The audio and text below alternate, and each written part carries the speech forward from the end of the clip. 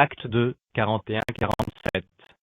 Ceux qui acceptèrent sa parole furent baptisés, et, en ce jour-là, le nombre des disciples s'augmenta d'environ 3000 âmes.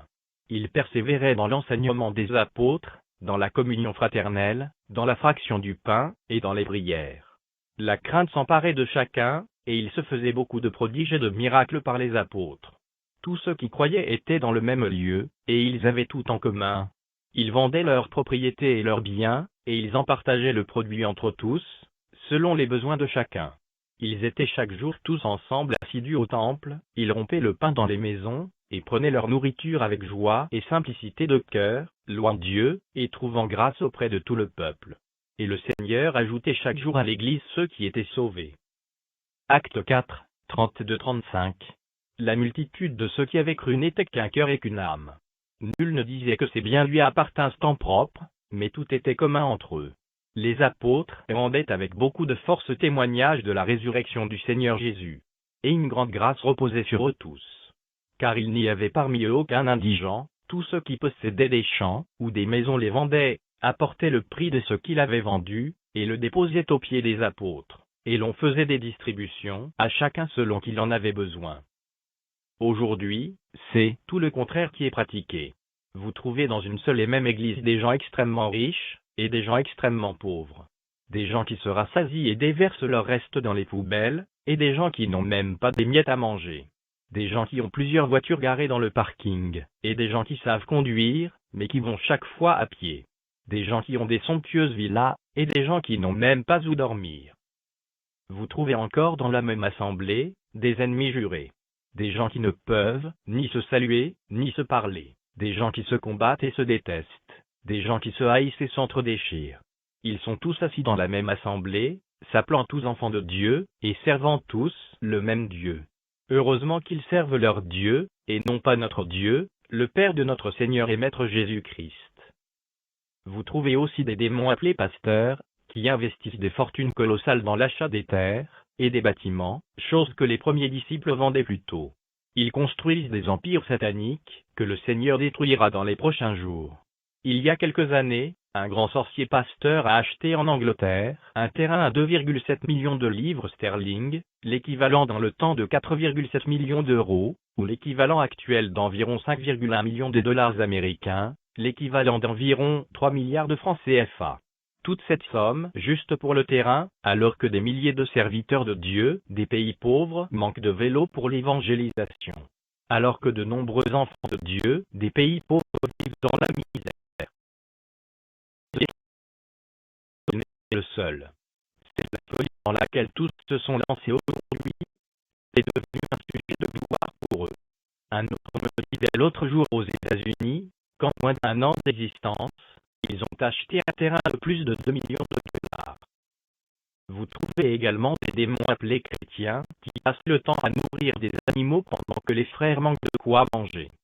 C'est choquant et bouleversant de voir les abominables appelés chrétiens, y compris beaucoup de ce qu'on appelle serviteurs de Dieu, élever des chiens et des chats, pendant que de nombreux enfants de Dieu meurent de faim dans le monde. Il y en a même qui sont contents de vanter leurs animaux. Quand ils commencent à vous parler de leurs animaux chouchous, vous avez l'impression qu'ils vous parlent des hommes. Et ils dépensent des budgets énormes sur ces animaux, au mépris de l'homme fait à l'image du Dieu vivant. Voilà, bien-aimés, ce qu'est devenu l'héritage que Pierre et les autres apôtres nous ont laissé.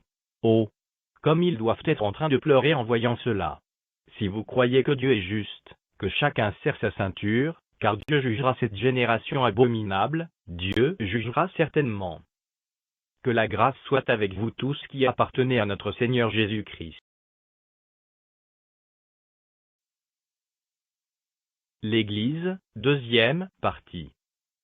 Cet enseignement est la deuxième partie d'une série de 3 enseignements. Je vous conseille aussi les 2 autres parties. Dîmes et offrandes.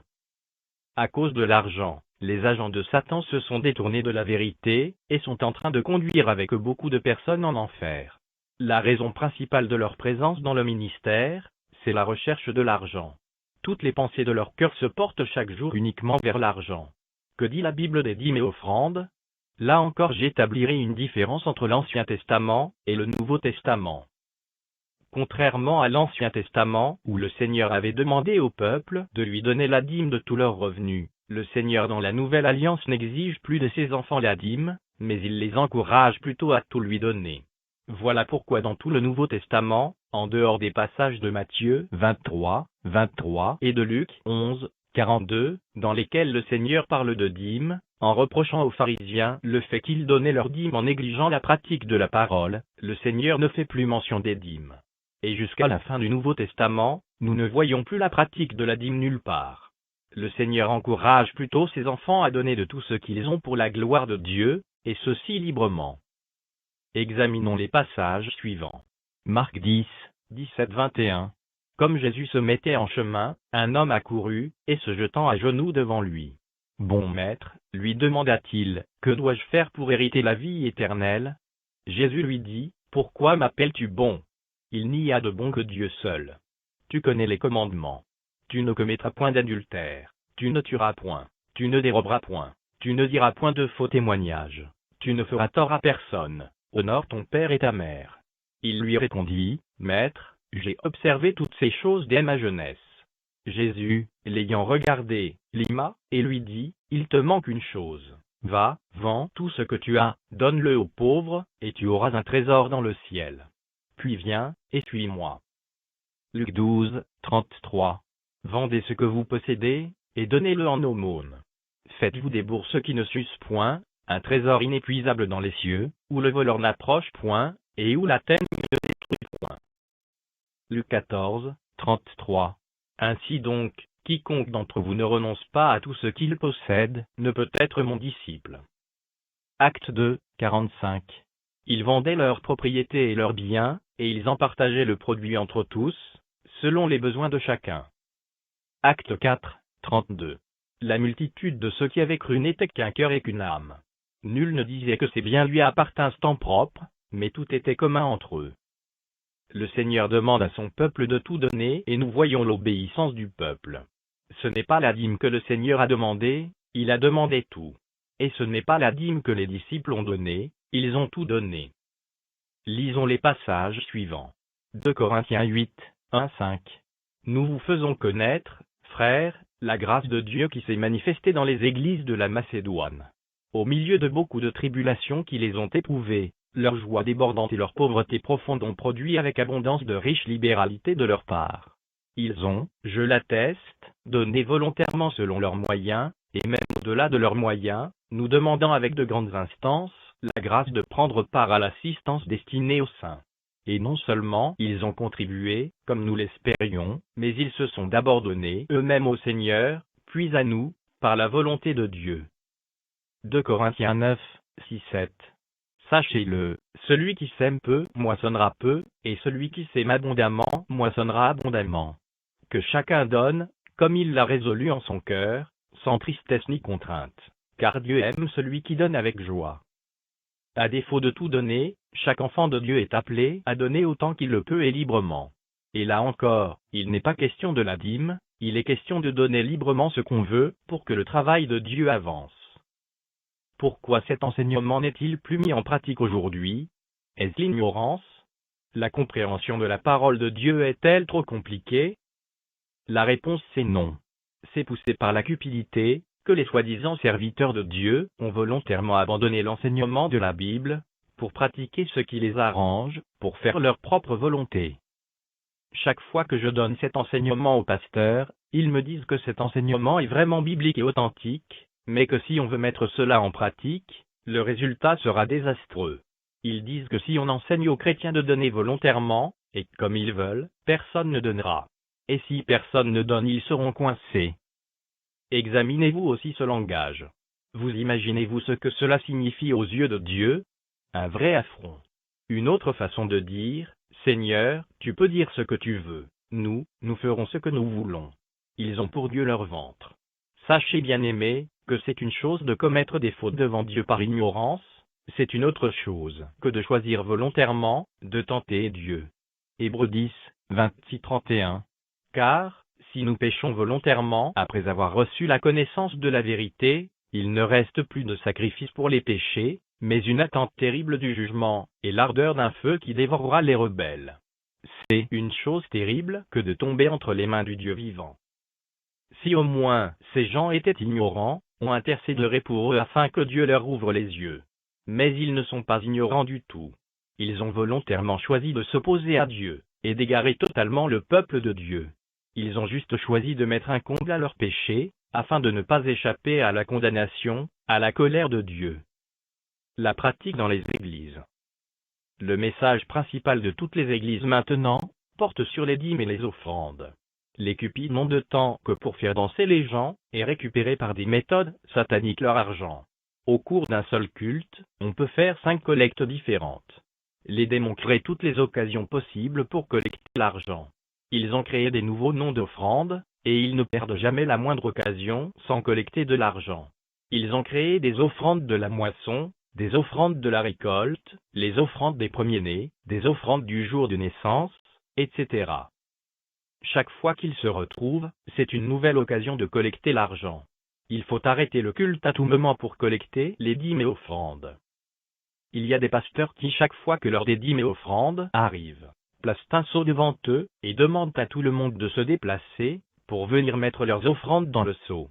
Et les gens doivent se lever un à un, dans l'ordre des rangées. D'autres sorciers mettent carrément un panier à terre, et chacun vient y mettre son argent, aux yeux de tous. Une bonne manière de faire la guerre aux pièces d'argent. D'autres sorciers encore mettent plutôt un panier enfilé devant l'assemblée, et obligent les gens à venir y mettre leurs offrandes. Les filets laissent tomber à terre toutes les pièces d'argent, ceci à la honte de ceux qui donnent des pièces, et les billets restent dans le panier. Après, ils se moquent de tous ceux qui ont donné des pièces, et le message porte sur eux. Toutes ces méthodes sataniques poussent les gens à se lever pour aller donner sans conviction. Les gens ne donnent plus parce qu'ils veulent, mais parce que s'ils ne se lèvent pas, tous sauront qu'ils n'ont pas donné.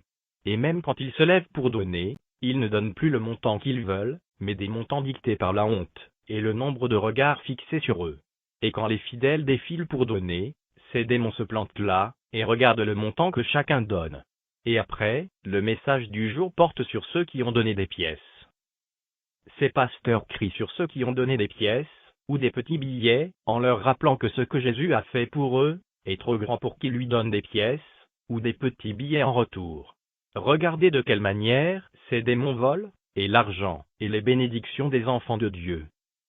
Un jour j'ai repris un pasteur sorcier pour cette pratique abominable, il m'a répondu que dans la Bible, même Jésus regardait le montant que les gens donnaient, et c'est pour cela qu'il avait su que la pauvre femme avait donné 2 pièces. Il prétend donc être en train d'imiter Jésus. Mais, alors que ce même Jésus avait apprécié la femme qui avait donné 2 pièces, eux, ils apprécient plutôt les gens qui donnent des gros billets, et insultent ceux qui donnent des pièces. Vous voyez donc que les démons ne réussiront jamais à bien imiter le Seigneur. Parfois, vous les entendez crier en disant que quand on demande aux gens de donner des offrandes, ils se mettent à murmurer, et que même s'ils veulent murmurer, qu'ils viennent d'abord donner avant de murmurer. Chers frères, vous n'avez pas besoin que je vous dise que ces soi-disant pasteurs sont de vrais démons, envoyés par Satan pour frustrer les enfants de Dieu, et calomnier l'évangile de Jésus-Christ. Ils sont en train de créer toutes les méthodes sataniques possibles, pour soutirer et escroquer l'argent des fidèles. Ces démons ont vraiment réussi leur mission, en attendant que la colère de Dieu s'abatte sur eux.